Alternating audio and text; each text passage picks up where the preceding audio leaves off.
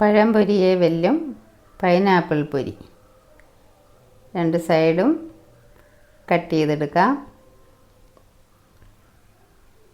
മുള്ള് ചെത്താം.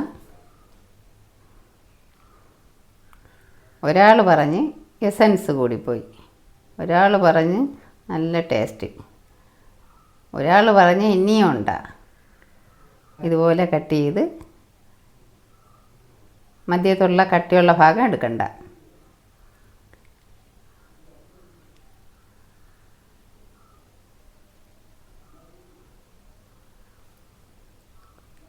മൈദമാവ്, 1 സ്പൂൺ അരിപ്പൊടി, കുറച്ച് ഉപ്പ്, 1/4 സ്പൂൺ മഞ്ഞൾപ്പൊടി, 2 ഏലക്ക, കുറച്ച് വെള്ളം, പഞ്ചസാര ഇടാൻ മറന്നുപോയി, 1 സ്പൂൺ പഞ്ചസാര അടിച്ചെടുത്തിട്ടുണ്ട്. ഇതൊരു ഗ്ലാസ്സിലേക്ക് ഒഴിച്ച്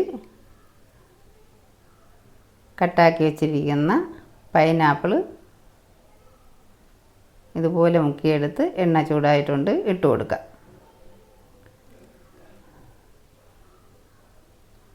ഒരു വശം മൊരിഞ്ഞു വന്നിട്ടുണ്ട്, ഇത് മറിച്ചിട്ട് കൊടുക്കാം.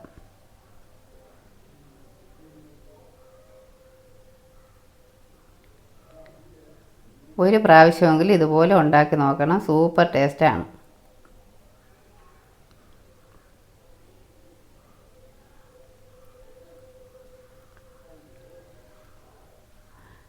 പൈനാപ്പിൾ പൊരി റെഡിയായിട്ടുണ്ട്. നിങ്ങളെല്ലാവരും ഉണ്ടാക്കി നോക്കണം.